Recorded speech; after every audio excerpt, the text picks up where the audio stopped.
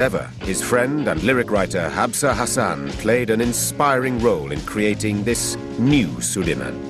We come up with a book of all his cartoons, but his cartoons actually is an illustration of his life.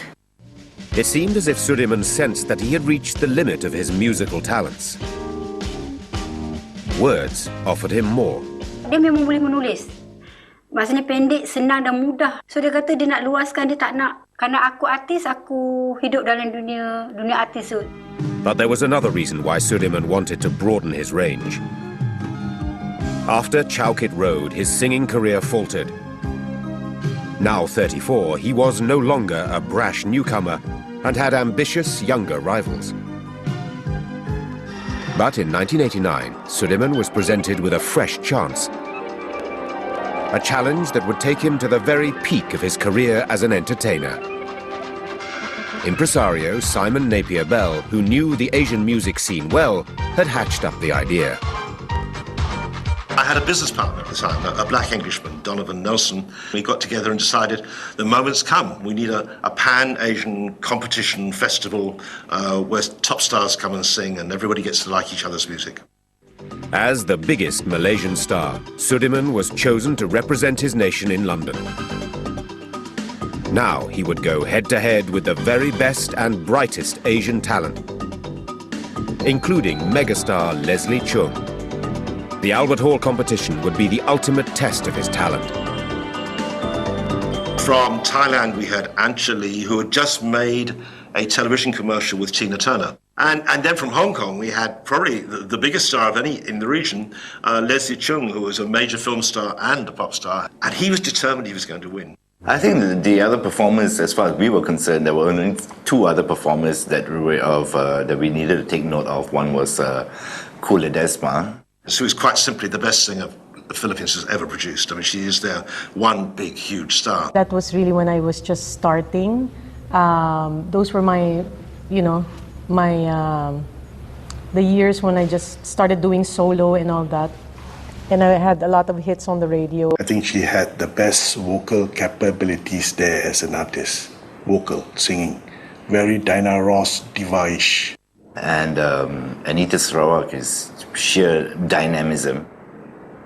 We had to put Sude in a category that was not the other, but showing that he was actually very versatile mastery of many things.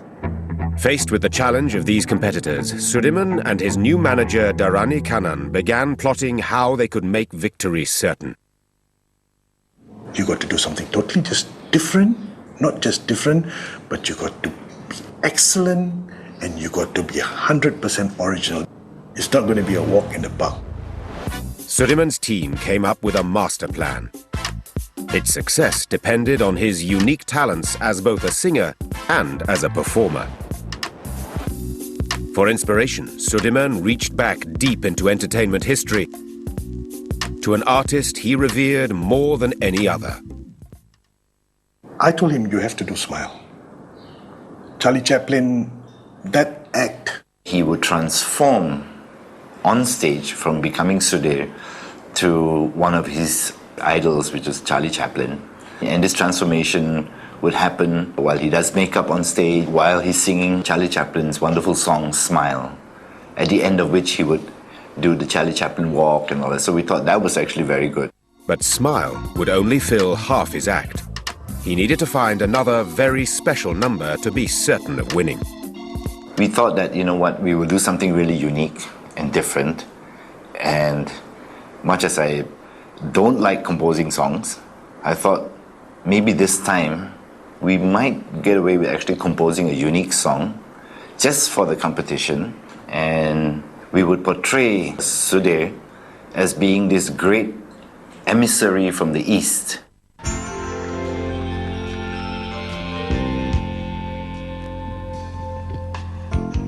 There's a gift I'd like to give you. I started to compose the melodies and we came up with a song and we recorded it in my studio. We just had to get Sudir prepped and ready and to send London the relevant material. Brimming with confidence, Sudirman believed he was ready for this contest when he arrived in London in 1989. But as soon as he began rehearsals, his best-laid plans began to go terribly wrong. He and the orchestra just didn't hit it off. When I arrived in London and I went for the rehearsal, so they had already had a practice with the ensemble, the orchestra there. And when he saw me, he was a nervous wreck because it sounded terrible. The music director couldn't communicate with him. He didn't understand what the music director was doing. The musicians were all very frustrated. Sudirman's music director, Michael Veerapan, soon discovered what was going wrong. The musicians are required to follow the vocals. But instead, they were just going ahead and not following the singer. Oh, I see. The music director said, oh, I see. Follow the singer. And everything was simplified. Order was restored. Sudirman's confidence started to come back. Color came back to his cheeks. March 1989, the night of the very first Asian Music Awards.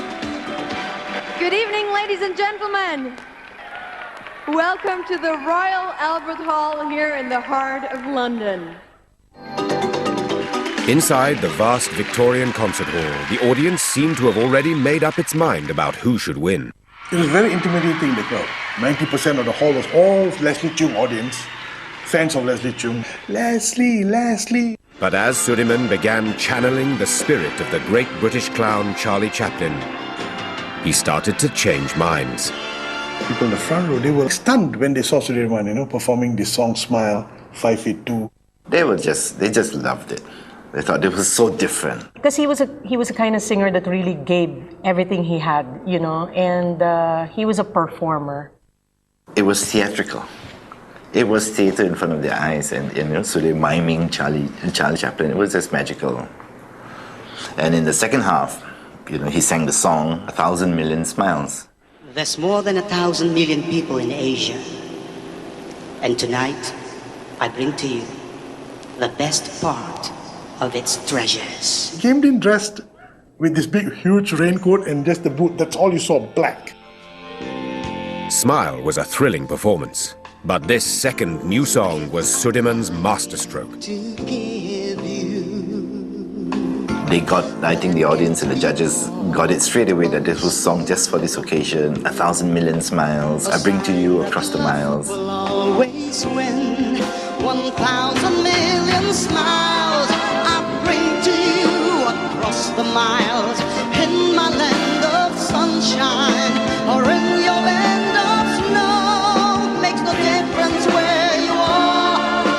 So I think the nature of our Asians smiling and welcoming you and making our foreign guests feel so at ease is a trademark. For the boy and the old man, for the mother and the child, there's 1,000 million smiles.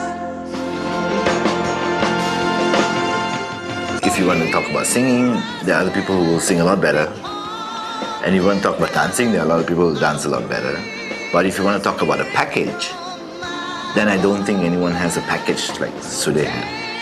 You got halfway through the song and there's a dance section, and it's about 15 seconds of very hard dancing. Once he started taking out his raincoat to reveal his, what he wore inside, the crowd went wild.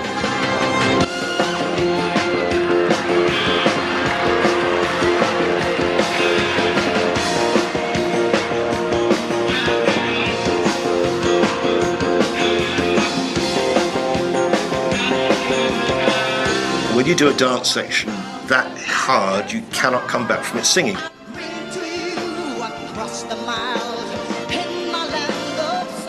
The moment he finishes, he goes straight on a high note, and it's impossible. After Sudir did his 1,000 Million Smiles, we were very confident that he would win. Once Sudirman performed, when I didn't have to wait for the judges to know it, I thought he would.